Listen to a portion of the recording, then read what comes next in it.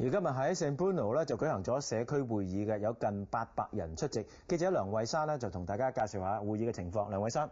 係啊，梁國書，唔少部門咧都有派代表出席呢個大會㗎。而在場嘅民眾對於警察同埋消防部門喺今次大火嘅反應似乎都好滿意，現場時常都有掌聲傳出。社區大會上座無虛席，民眾對於天然氣管非常關心。We will be assessing whether this pipeline can be reused once we have a better sense of what happened, why it happened, and that's really a great question for the future. Right now, we don't have any specific answers to that question, unfortunately, because we don't know, right, what made that pipeline rupture. 能源輸送部門代表話，喺中半島區，佢哋有3條天然氣輸送管，喺今晚9點鐘之前，佢哋會完成可以到達地區嘅檢查工作，而喺未來2日，佢哋會完成其他地區輸送管嘅檢查工作。民眾對於保安都好關心。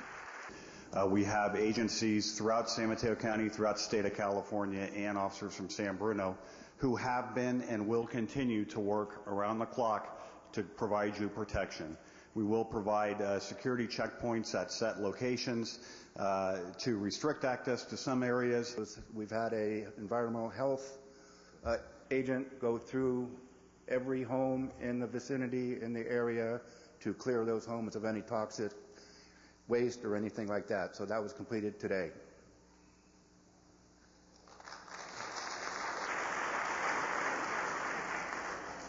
事件令一般民眾關心佢哋嘅寓所附近有冇天然氣管，同埋佢哋對於天然氣管嘅維修保養可以控制幾多。